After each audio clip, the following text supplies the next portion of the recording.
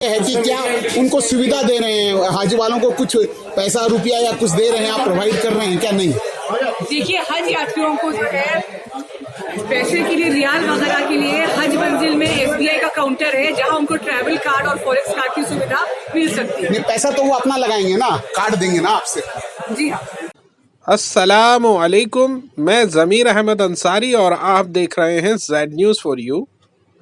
अर्ज़ यह है कि आपने अपने channel Z news for you को अभी तक सब्सक्राइब नहीं किया है तो सब्सक्राइब करें और साथ में दिए हुए बेल आइकन को भी दबाएं, जिससे हमारी आने वाली सभी वीडियोस के नोटिफिकेशन सबसे पहले आपको मिल सकें। Executive Officer, Delhi State Committee, and I welcome all the media persons, colleagues here in Delhi State Hajj Committee press conference.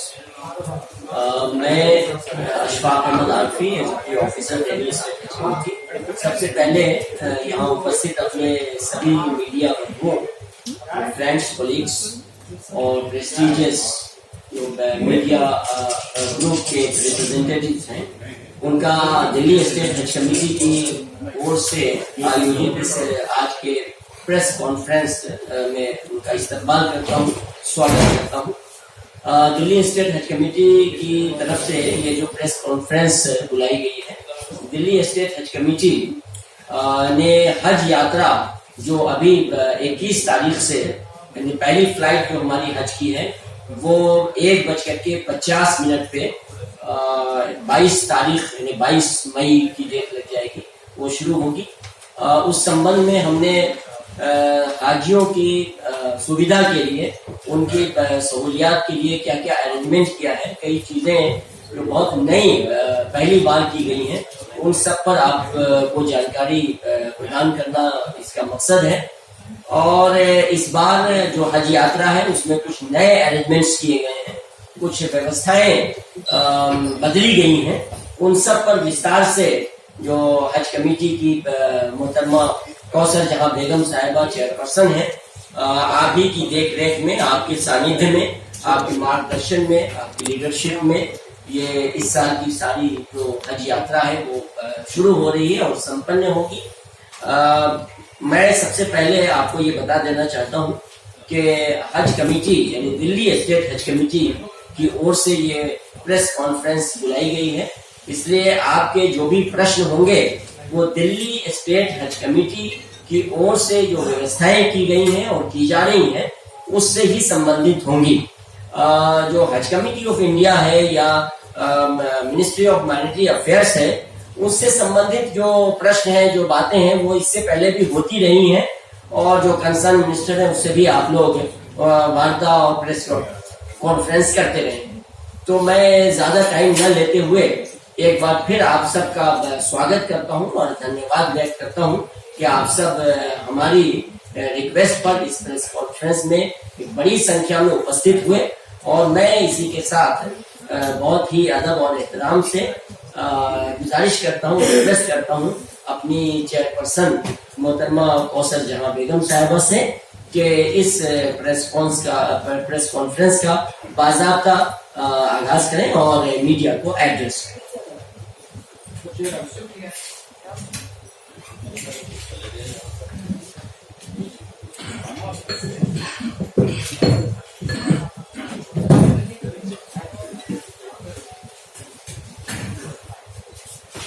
अस्सलाम वालेकुम, नमस्कार, आप सभी का स्वागत है और बहुत बहुत शुक्रिया कि आप सब अपने बिजी स्केड्यूल्स में से वक्त निकाल कर आए हमारी प्रेस कॉन्फ्रेंस। हज 2023 के विषय में दिल्ली हज कमेटी द्वारा जो जो व्यवस्थाएं करवाई गई हैं उनके बारे में मैं आपको विस्तार से बताना चाहूंगी। सबसे पहले जो एक विशेष बात है वो ये है कि इस साल जो हमारा हाजियों का जो प्रशिक्षण शिविर जो हम करते हैं, ट्रेनिंग कैंप जो होता है, उसमें हमने एक नई चीज ऐड करी है इस साल, वो है फिजिकल फिटनेस यानी कि वर्जिश। और वो इसलिए करी है क्योंकि वहां पर जो है वहां की जो ज्योग्राफिकल कंडीशंस है या फिर वहां का जो मौसम है वो जो है काफी ड्राई है, तो इस कारण जो है मतलब कई बार समस्याएं आ जाती हैं। और जैसे कि आप लोगों को ज्ञात होगा कि जो हज यात्रा होती है उसमें फिजिकल एक्टिविटी काफी होती है, तो उस कारण जो है मतलब कई बार समस्याएं आ जाती है। तो इनको अवॉइड करने के लिए, ताकि हमारे हाजियों की यात्रा और आसान और सुखद हो, तो इसीलिए हमने जो है एक फिजिकल फिटनेस का सेशन ऐड किया है, जिसमें कि उन्हें हम कुछ एक्सरसाइजेस हमने बताई हैं ताकि वो फिजिकली और मेंटली फिट रह सके। और एक और खास बात यह है कि इस बार जो है, जो हमारी मौजूदा सरकार है, आदरणीय प्रधानमंत्री मोदी जी की सरकार, जो महिला सशक्तिकरण की दिशा में लगातार काम कर रही है, और मेरे ख्याल से सबसे ज्यादा काम पिछले 8-9 वर्षों में हुआ है। इसी का नतीजा है कि जो हमारी मुसलमान बहनें हैं उनको सशक्त किया गया है, और जब से बिना महरम के हज यात्रा पर जाने की बात शुरू हुई है, उस समय से महिलाओं की संख्या में बढ़ोतरी हुई जा रही है। और इस साल जो है सब मिला के पूरे भारत से बहुत खुशी के साथ मैं कह सकती हूँ कि कुल संख्या जो है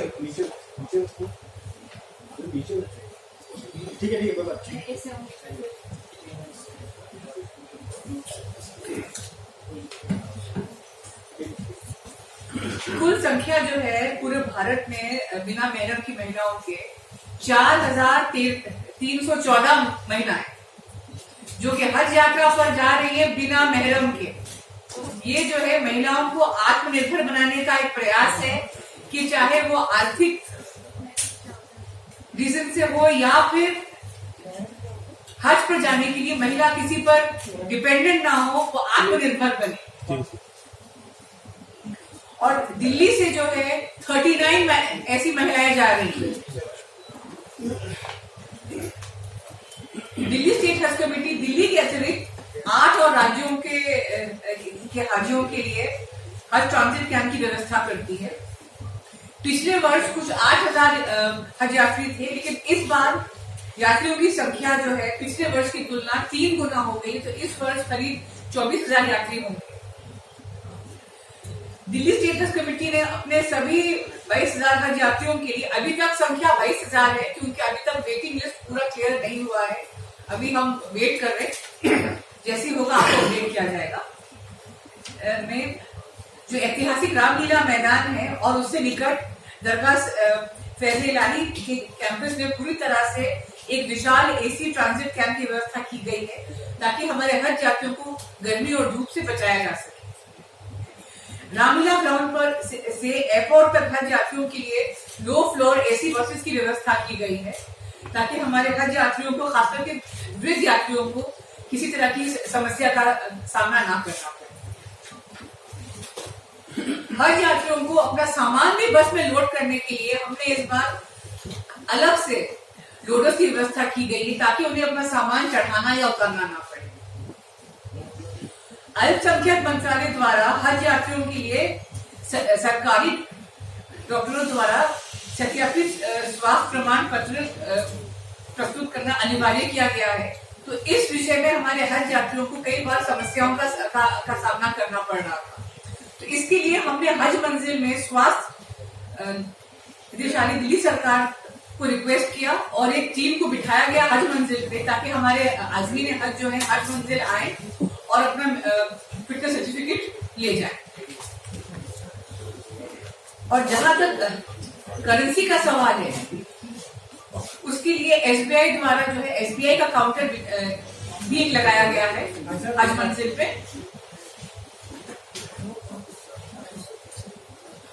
हमारे हज कमेटी के एक और ऑनरेबल मेंबर मोहम्मद साद जी, उनका स्वागत मैं करती हूँ। हज यात्रियों की सुविधाओं के लिए एसबीआई का काउंटर लगाया गया है हज मंजिल में, जहां पे उनको फॉरेक्स कार्ड और ट्रैवल कार्ड की सुविधा दी जा रही है, वहां पर उपलब्ध है। हज यात्रियों की सुविधा के लिए NCD, Delhi police, Delhi traffic police, Delhi fire service, स्वास्थ्य विभाग तथा हज से जुड़े अन्य संबंधित विभागों को उचित निर्देश दिए गए हैं। इस विषय में मैंने स्वयं कई बैठकें ली हैं और सबसे हम लगातार संपर्क में हैं, क्योंकि जो हमारा हज ट्रांजिट कैंप है उसमें कई व्यवस्थाओं के लिए इन सबके सहयोग की जरूरत हमें पड़ रही है। एयरपोर्ट पर, जी हाँ, जहां तक एयरपोर्ट का सवाल है वहां पे हमने GMR और डायल से हम लगातार संपर्क में हैं और इमिग्रेशन डिपार्टमेंट में FRO जो है हमारे उनसे भी संपर्क में है, CISF से भी हमने रिक्वेस्ट करी है।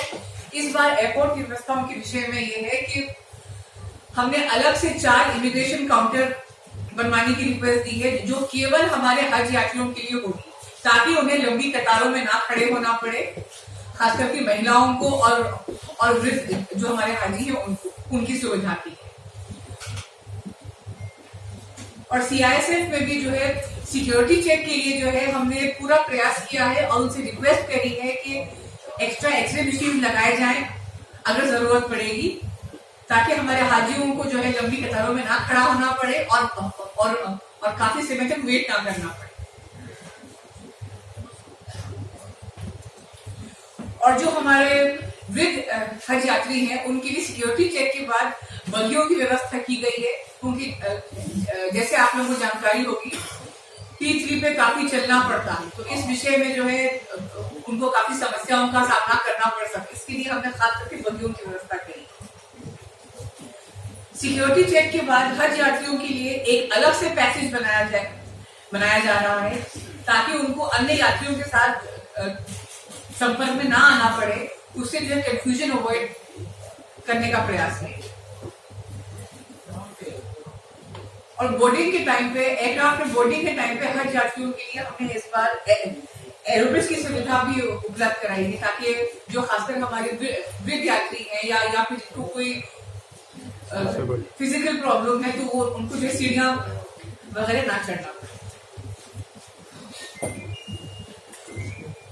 हेल्थ के विषय में जो है यहाँ पर रामलीला मैदान में भी जो है यहाँ पर भी मेडिकल टीम होगी और प्लस जो पास में जो LNJP हॉस्पिटल है वहाँ भी कई बेड्स वगैरह रिजर्व कराए गए हैं और वहाँ के जो मेडिकल ऑफिसर है उनसे हम लगातार संपर्क में है कि हमारे किसी भी यात्री को किसी तरह की आपातकालीन स्थिति का सामना करना पड़े तो हम उससे निपटने के लिए हमारे पास है सब कुछ, मतलब सारा इंतजाम रेडी है। एयरपोर्ट पर भी एक मेडिकल टीम को बिठाया गया है, यदि किसी हमारे यात्री की तबीयत एयरपोर्ट पर खराब होती है तो उसके लिए जो है एक हमारी मेडिकल टीम मौजूद रहेगी। जी हाँ, अच्छा, तो एयरपोर्ट पर भी और रामलीला मैदान में भी एम्बुलेंस की भी व्यवस्था की गई है कि भगवान ना करे या खुदा ना खास्ता किसी की तबीयत ज्यादा खराब हो जाए, उन्हें हॉस्पिटल ले जाना पड़े या फिर कहीं भी जहाँ उन्हें मतलब मेडिकल हेल्प की जरूरत पड़े, उसका पूरा इंतजाम किया गया है। 22 मई को रात को 1:50 पे हमारा पहला डिपार्चर है, जिसमें कि 413 हज यात्री जाएंगे। बोइंग 777 एयरक्राफ्ट सऊदी एयरलाइंस का ऑपरेट करेगा। ये टर्मिनल 3 IGI एयरपोर्ट से होगा। तो ये पहली फ्लाइट है। इसके बाद इस विषय जी पहली फ्लाइट जो है 22 मई को रात को 1:50 पर डिपार्चर है। इस विषय में 21 मई को रात को 9 बजे टर्मिनल 3 IGI एयरपोर्ट पर हमने एक भव्य समारोह का आयोजन किया है, जिसमें कि हम उम्मीद करते हैं कई केंद्रीय मंत्री और कई वरिष्ठ लोग आएंगे। पहले में कितने लोग जा रहे हैं? जी पहली फ्लाइट में 413 लोग जाएंगे।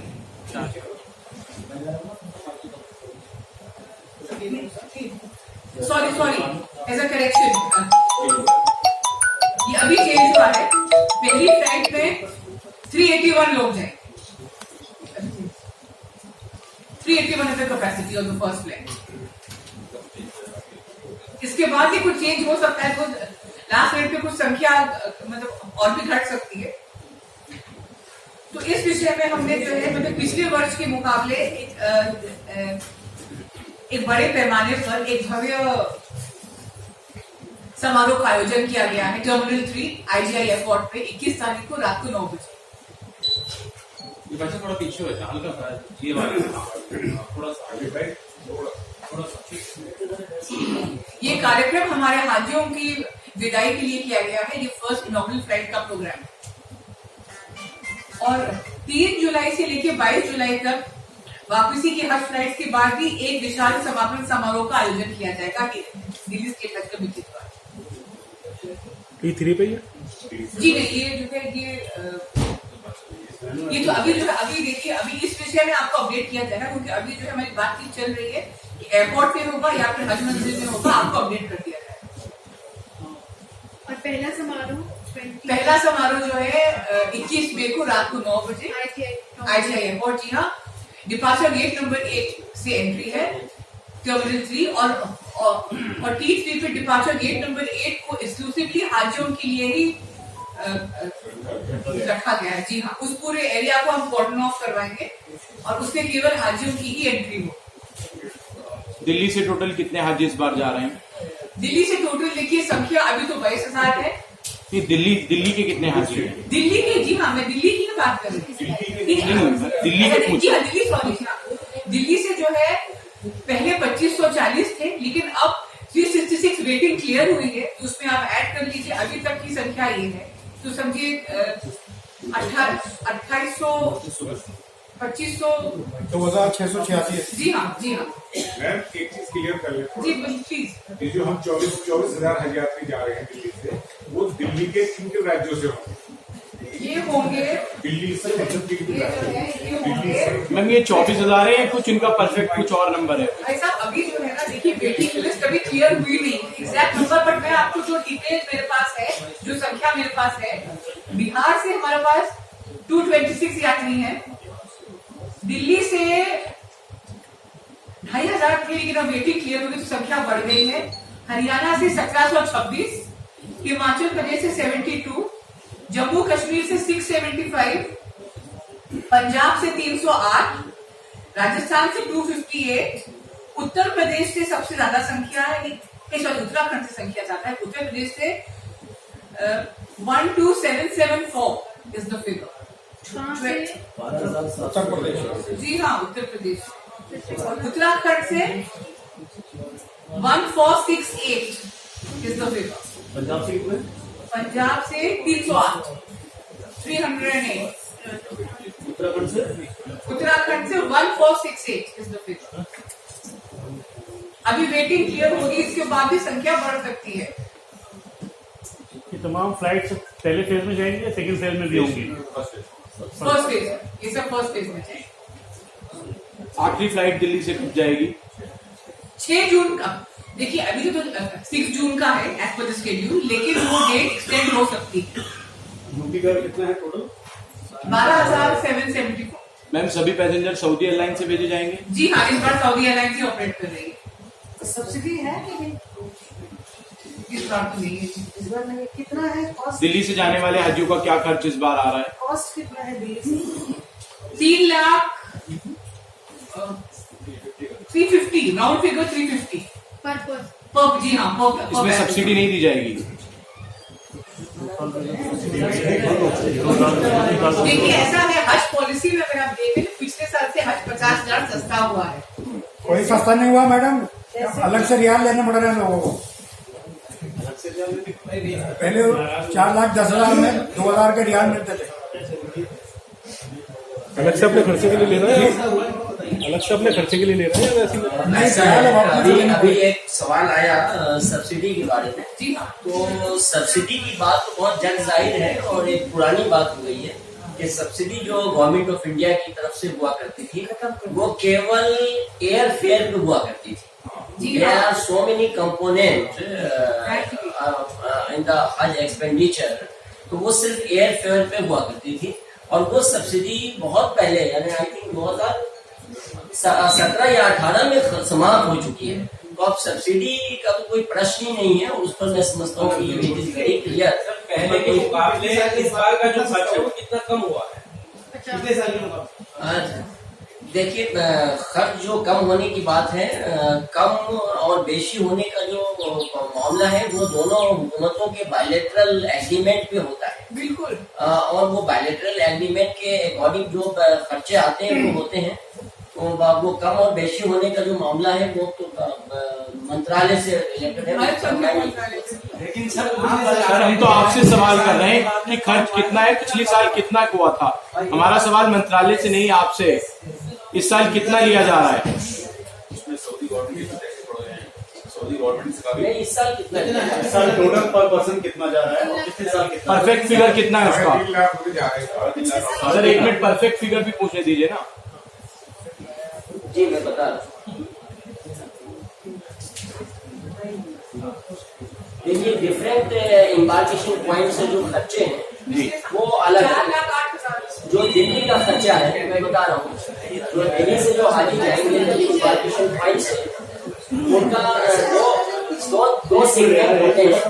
यानी एक होता है बिना कुर्बानी के, जो कुर्बानी वहाँ देते हैं उसका 3,44,867 रुपए विदाउट कुर्बानी। कुर्बानी की रकम उसमें 16,344 रुपए उन लोगों को ऐड करना है जो हज कमेटी ऑफ इंडिया के माध्यम से कुर्बानी करेंगे। तो कितने परसेंटेज इंक्रीज हुए? 61,211 रुपए। कितने परसेंटेज इंक्रीज? जी कितने परसेंटेज इंक्रीज की? 70। आरपी साहब एक सवाल और, जो हाजियों को रियाल दिए जाते थे दिल्ली एयरपोर्ट पर रवानगी के वक्त अराउंड 44,000 रुपीज इंडियन करेंसी में, क्या वो इस बार हाजियों को दिए जाएंगे? 3,100 रियाल दिए जाते थे, उसका जो भी वैल्यू बनता है इंडियन, वो इस साल नहीं दिए जा रहे हैं। पहली बार उसको ड्रॉप किया गया है और हाजियों को फ्री किया गया है कि वो अपने तौर पर रियाल ले। लेकिन मंत्रालय ने, हज कमेटी ऑफ इंडिया ने उसके लिए एक व्यवस्था की है कि उन्होंने SBI से कांटेक्ट किया है और पूरे इंडिया में SBI की जो ब्रांच है उनको डेडिकेट किए हैं कुछ डिफरेंट ब्रांचों को, और SBI को हर स्टेट के SBI की ब्रांच को उस स्टेट के हाजियों की लिस्ट हज कमेटी ऑफ इंडिया ने दे दी है और SBI उनसे कांटेक्ट कर रही है। SBI का एक काउंटर सभी स्टेट हज कमेटी में भी खोला जाना था। हमारे यहाँ भी उनका काउंटर हमारी ट्रेनिंग के वक्त से ही काम कर रहा है, जो हाजियों को सेंसिटाइज कर रहे हैं, बता रहे हैं। और दिल्ली में as per the number of हाजीज इन डिफरेंट एरियाज, उन्होंने हर एरिया में एक दो SBI के ब्रांच को डेडिकेट किया है रियाल डिस्ट्रीब्यूशन के लिए। सर उमूमन आप कह रहे हैं कि वो 43 जो भी 2100 रियाल जो दिए जाते थे इस साल नहीं दिए जाएंगे, तो अगर उसका मकसद कुल मिलाकर देखा जाए तो जो हज सस्ता होने की बात की जा रही है वो तो शायद हाजियों को उससे तो कोई राहत नहीं है, ये तो बल्कि और सर ज्यादा ही आएगा। लगेज क्या इस बार दिया जा रहा है? ये सुविधा तो पहले तो सस्ता सर हो ही नहीं रहा है। इससे पहले भी हाजियों को 3 बैग दिए जाते थे जो लगेज के नाम पर था, लेकिन इस बार नहीं दिए जा रहे। उससे पहले 2100 रियाल दिए जाते थे जो नहीं दिए जा रहे। कुर्बानी के पैसे अलग से नहीं लिए जाते थे जो इस बार लिए जा रहे हैं। अगर इस रकम हम टोटल को देखें तो लगभग 1 लाख रुपए के आसपास बैठती है। ये 1 लाख रुपए जो बढ़ा है वो हद सस्ता कहाँ हुआ और कितना महंगा हो गया। पहले हाजी की ओर से 3 लाख कुछ रुपए लिए जाते थे सब चीज लेकर, अब इस बार आप खुद कह रहे हैं 4 लाख रुपए, 4 लाख 5 लाख रुपए सब चीज क्या बताया। एंड अकॉर्डिंग टू 2019 जो हज की लिया जाता था वो अराउंड 2,53,000 रुपए में 2019 में अराउंड जो है वो हज हुआ था 2,75,000 में। तो उसके अकॉर्डिंग अगर देखा जाए पिछले साल ये माना जा रहा था कि वहां पे क्वारंटीन किया जाएगा, इस वजह से जो है चार्जेस ज्यादा लिए जा रहे हैं, लेकिन इस साल केंद्र सरकार के अल्पसंख्यक विभाग की तरफ से भी कहा गया कि 50,000 कम ऐसा है हर चीज या फिर जो भी हर रेट तो हर चीज तो केंद्र सरकार के हाथ में नहीं है ना। सऊदी अरेबिया में जो ना उनके टैक्सेस या फिर उनका जो सिस्टम है, हमें तो उनके अनुसार भी चलना पड़ेगा, उसको तो केंद्र सरकार कुछ नहीं कर सकती। वहाँ के खर्चे जो है वहाँ के खर्चे जो है 2-3 गुना बढ़ गए, तो इसमें केंद्र सरकार क्या करेगी? आप मैम मेरा केंद्र सरकार को लेकर सवाल नहीं है, सवाल आपसे है कि आप दिल्ली स्टेट हज कमेटी को इस वक्त रिप्रेजेंट कर रही हैं। आपने मिनिस्ट्री के साथ आपकी लगातार मीटिंग्स हुई तो आपने ये बात कही होगी कहाँ से हज का जो है वो कम हो रहा है, रेट तो कम नहीं हो रहा है अगर उस हिसाब से देखा जाए। हमने जो है हम लगातार जो है मिनिस्ट्री से संपर्क में और जो भी ये आपकी ग्रीवियंस है, हम लगातार मिनिस्ट्री को हम आपकी बात पहुंचाते हैं। मैम बट हमारा क्वेश्चन वही है कि हज का दाम तो कम नहीं हुआ है, अकॉर्डिंग टू देखा जाए तो वही उतना ही आ रहा है और उल्टा बढ़ गया है अगर देखा जाए। और मैडम सऊदी की तरफ से, सऊदी गवर्नमेंट की तरफ से क्या बेनिफिट रहेगा हाजियों को? जैसा कि सऊदी में क्या सहूलियात हाजियों को दी जाएगी? जैसा कि आरसी साहब ने अभी दिशा निर्देश दिया कि सिर्फ दिल्ली से मुताबिक बात हो, क्योंकि दिल्ली की प्रेस कॉन्फ्रेंस है, तो मेरा आरसी साहब मामला ये पूछना ये है कि जो परेशानियां वहां जाकर के हाजियों को होती है, ट्रांसपोर्टेशन की हो, रहने की हो, उसके ऊपर अगर कोई प्रॉब्लम आती है तो हमेशा हमारे पास बहुत सारी वीडियोज और बहुत सारी फोटोग्राफ लोग देखते हैं। अगर वो आती है तो उसका क्या आपने निवारण का तरीका सोचा है, क्या उसके लिए आप करेंगे प्लीज? लास्ट भी हाजियों के बैग जो है वो कई दिन इन अ वीक तक हाजियों के बैग जो है वो गुम थे, उनको नहीं मिल पा रहे थे। देखिए, इसके लिए जो है यहाँ से जाने के बाद तो जो सीजीआई जद्दा है, मिनिस्ट्री ऑफ एक्सटर्नल अफेयर्स है, हाँ सीजीआई जद्दा जो है मतलब वहां का तो वो ही हैंडल करते हैं, लेकिन जो हमारे दिल्ली के हाजी हैं, खास करके मेरा पूरा प्रयास रहेगा कि मैं जो है सीजीआई जद्दा से लगातार संपर्क में हूँ और मैं उनसे रिक्वेस्ट कर रही हूँ अपनी तरफ से कि भाई कि जो हमारे दिल्ली के हाजी हैं, किसी को किसी तरह की प्रॉब्लम का सामना ना करना पड़े, और यदि अगर खुदा ना खास्ता हो जाए तो उसका सोल्यूशन जो है एएसएपी निकले।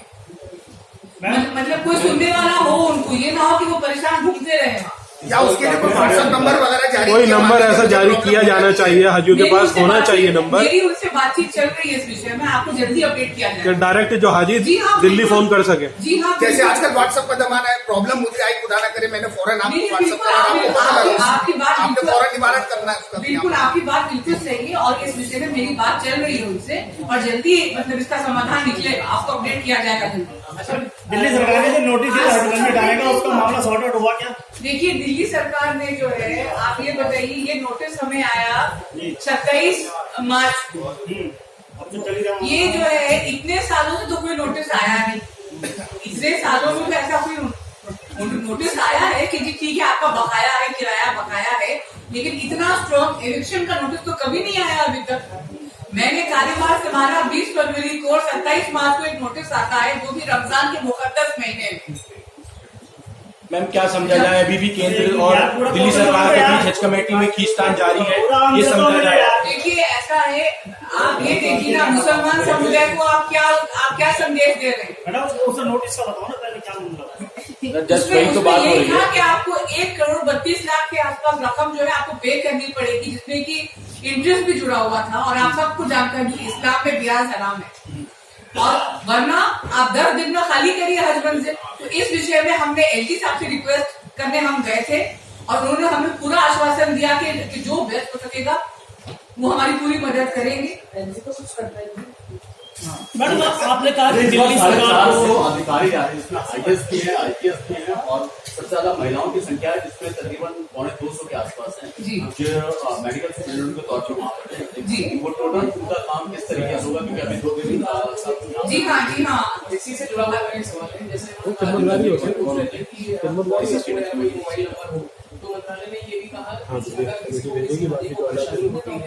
ये जो लगभग 468 अधिकारी जा रहे हैं, ये डे टू डे बेसिस पे वहाँ से रिक्रूट करेंगे और लोगों के बीच सहूलियात देंगे। जी हाँ, बिल्कुल। और इस बार जो है सुरक्षा कर्मियों को और आईएएस और आईपीएस जो अधिकारी जो जा रहे हैं, उनको भेजने का उद्देश्य यही है कि ये मैक्रो मैनेजमेंट के, क्योंकि आप सब जानते हैं कि जो सुरक्षा कर्मी होते हैं उनका अनुशासन या उनका काम करने का तरीका एक अलग ही होता है, तो ताकि for better management and much better levels of coordination, ये हमारे आज़मीन हज के ही हित में है, उनके इंटरेस्ट में है, ताकि उनको जो है उनको जो मैनेज करने वाले या फिर कोऑर्डिनेट करने वाले जो होंगे, तो वो अगर बेहतर तरीके से काम करेंगे तो मेरे ख्याल से जाहिर सी बात है समस्याएं भी कम होंगी। मैम लगता है ये अधिकारी हाजियों को मैनेज कर पाएंगे, आज से पहले के लोग गए हों या ना गए हों, ये कर पाएंगे मैनेज वहाँ, क्योंकि खादिम भेजे जाते थे स्टेट हज कमेटी की तरफ से। ये तो पहली बार हो रहा है ना जी, ये तो जो आईपीएस अधिकारी गए तो पहली बार हो रहा है, ये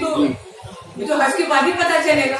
मैडम, सिक्योरिटी से लेकर एक सवाल है, आपके हज मंजिल के इतराफ में पिछले 2 दिन से बराबर गोलीबारी हो रही है, और हाजियों की सिक्योरिटी का क्या प्रबंध है? अभी जमीनी स्तर पे कोई सिक्योरिटी का इंतजाम नहीं देखा जा रहा है। देखिए, आज सुबह अगर आपको जानकारी है तो जॉइंट सीपी सेंट्रल परमादित्य जी आए थे जी। उनके साथ हमने पूरा निरीक्षण किया पूरे हज कैंप का, और पुलिस डिप्लॉयमेंट ऑलरेडी हो चुकी है, प्लस ये जो आप कह रहे हैं इन सब चीजों के बारे में आज सुबह हम चर्चा कर रहे हैं।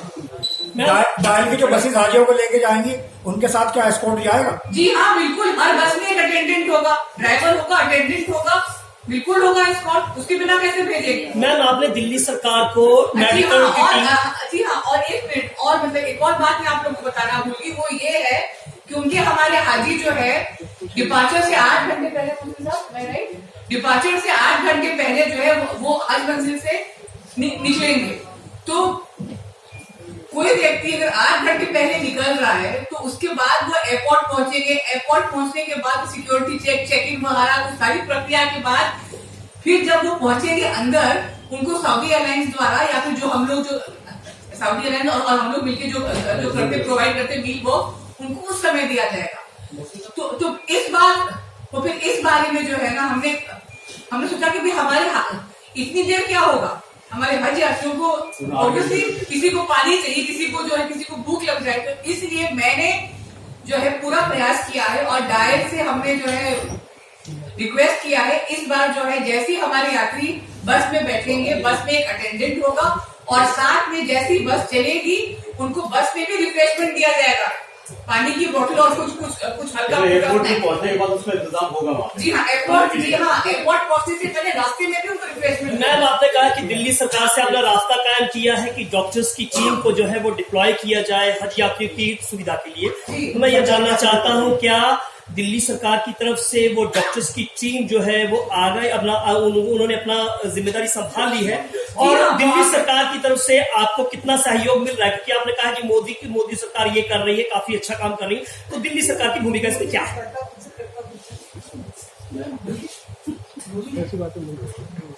देखिए, एक अच्छा प्रश्न ये आया है कि जो मेडिकल सहायता है, क्योंकि वो हर स्टेट गवर्नमेंट की रिस्पॉन्सिबिलिटी होती है with the consultation of Government of India, Ministry of Health and Family Welfare.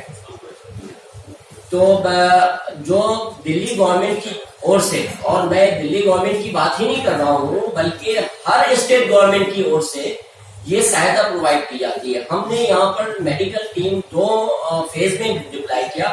एक तो ये होता है कि जब कोई भी हाजी अपने पासपोर्ट और सारे डॉक्यूमेंट्स जमा करने आते हैं तो एक मेडिकल हेल्थ कार्ड और स्क्रीनिंग कार्ड भी उनको जमा करना अनिवार्य है, और वो मेडिकल हेल्थ कार्ड इस साल से ये व्यवस्था की गई है कि केवल और केवल कोई सरकारी मेडिकल ऑफिसर या सरकारी एलोपैथिक डॉक्टर ही इशू कर सकता है। लास्ट ईयर तक ये था कि कोई भी MBBS प्रैक्टिशनर जो रजिस्टर्ड है और आपके गली मोहल्ले में आपके घर के नीचे बैठा हुआ है वो भी वो इशू कर सकता था। इस बात से ये हुआ कि केवल सरकारी हॉस्पिटल से चाहिए, तो हमने दिल्ली गवर्नमेंट से ये रिक्वेस्ट की कि मेडिकल की एक टीम उस कार्ड के लिए हर मंजिल में बैठा दें ताकि हाजियों को सहूलत हो, और ये भी रिक्वेस्ट की कि सभी डिस्पेंसरी जो दिल्ली गवर्नमेंट की है और मोहल्ला क्लिनिक है उनको भी ऑर्डर कर दें। लिहाजा इस साल दिल्ली सरकार ने भरपूर मात्रा में वो टीम हमारे यहाँ बैठाई। उस टीम ने सभी हाजियों के मेडिकल स्क्रीनिंग सर्टिफिकेट इशू किए। मोहल्ला क्लिनिक में भी ये काम हुआ, दूसरे हॉस्पिटल्स में LNJP में भी हुआ, दूसरे मोहल्ला क्लिनिक में और डिस्पेंसरीज में भी हुआ, जगप्रवेश हॉस्पिटल में भी हुआ।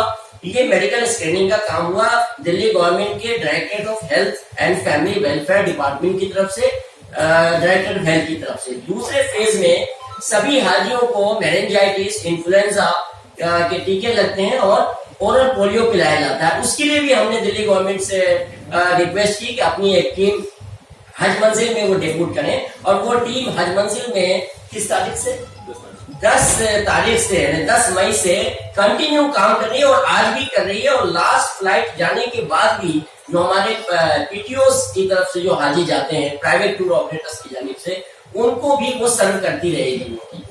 लास्ट क्वेश्चन है, दूसरी पार्टियों के जो मेंबर्स हैं वो यहाँ मीटिंग में आपके साथ प्रेस कॉन्फ्रेंस में मौजूद नहीं है, आपके साथ विशेष सुविधा उनके लिए जो है विशेष सुविधा ये है कि अभी प्लानिंग चल रही है इस बात पे, एक फ्लाइट जो है खास करके एक फ्लाइट बुक की जाएगी जिसमें कि पूरे उत्तर भारत से जितनी महिलाएं हैं उन सबको उसी फ्लाइट से भेजा जाएगा एक साथ। और उनके लिए जो है मेरी तरफ से, क्योंकि मैं स्वयं एक महिला हूँ तो मैं समझती हूँ महिलाओं की समस्याएं जो होती है, तो मैं खुद पूरा इंटरेस्ट ले रही हूँ और मैंने आगे मैं रिक्वेस्ट करी है कि उनको किसी तरह की प्रॉब्लम ना हो।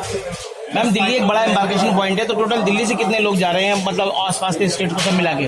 देखिए अभी तक तो संख्या जो है 20,000 के आसपास थी, लेकिन अभी वेटिंग लिस्ट भी क्लियर हो रही है, दिल्ली की भी क्लियर हो रही है और अन्य राज्यों की भी क्लियर हो रही है। तो इसीलिए संख्या बढ़ सकती है। ये आपको अपडेट किया जाएगा समय समय। फर्स्ट फ्लाइट जा रही है 22 तारीख को रात को 1:50 का डिपार्चर है। 381 पैसेंजर इस फ्लाइट में जाएंगे। इसी विषय में 21 तारीख को रात को 9 बजे टर्मिनल 3 IGI एयरपोर्ट पर हमने एक भव्य समारोह का आयोजन किया है और ये समारोह हमारे हज यात्रियों की विदाई के लिए। मैडम एक प्रश्न ये है कि क्या उनको सुविधा दे रहे हैं, हाजी वालों को कुछ पैसा रुपया या कुछ दे रहे हैं, आप प्रोवाइड कर रहे हैं क्या? नहीं, देखिए हज यात्रियों को जो है पैसे के लिए, रियाल वगैरह के लिए हज मंजिल में SBI का काउंटर है जहां उनको ट्रैवल कार्ड और फॉरेक्स कार्ड की सुविधा मिल सकती है। नहीं, पैसा तो वो अपना लगाएंगे ना, कार्ड देंगे ना आपसे। जी हाँ, अजमीर हज है उनको किसी तरह की समस्या का सामना ना करना पड़े, चाहे वो हज मंजिल में जो कैंप लगता है उस कैंप से लेके IGI एयरपोर्ट तक हमने जो है AC लो फ्लोर बसेस का इंतजाम किया है, जो खासकर जो हमारे बुजुर्ग यात्री ताकि उनको परेशानी ना हो। एयरपोर्ट पे भी चाहे इमिग्रेशन हो चाहे वो CISF से भी हमारे सभी लगातार संपर्क में है कि लंबी कतारों में न खड़ा होना पड़े उनको। उसके बाद जो है एरोब्रिज की भी काफी इंतजाम किया गया है ताकि वो सीढ़ियां ना चढ़नी पड़े एयरक्राफ्ट। पहली फ्लाइट जा रही है 21 तारीख को रात को 1:50 के डिपार्चर है। इस फ्लाइट में 381 लोग यात्री जाएंगे।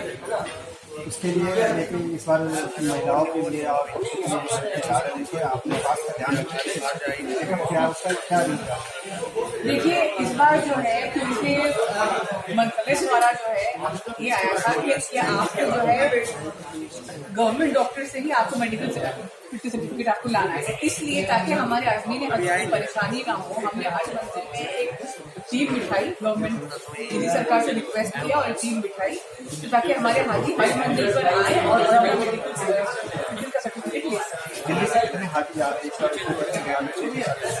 देखिए दिल्ली से जो है कुल मिला के संख्या है 2600 से ज्यादा है। अभी तो 2540 थी पहले, लेकिन अभी 366 वेटिंग क्लियर हुई। उसके बाद जो है फिर बिना महरम की महिलाओं का जहाँ तक सवाल है, ये संख्या पिछले वर्षों से कई ज्यादा है और इससे पहले संख्या इतनी कभी रही नहीं। और ये जो है मेरे ख्याल से मोदी सरकार के जो प्रयास है महिला सशक्तिकरण की दिशा में और महिलाओं को आत्मनिर्भर बनाने के लिए, ये उसी का नतीजा है कि केवल दिल्ली से ही 39 ऐसी महिलाएं जा रही हैं। पूरे उत्तर भारत से करीब 200 ऐसी महिलाएं जा रही हैं और पूरे भारत से 4314 ऐसी महिलाएं जा रही हैं जो बिना महरम के जा रही हैं।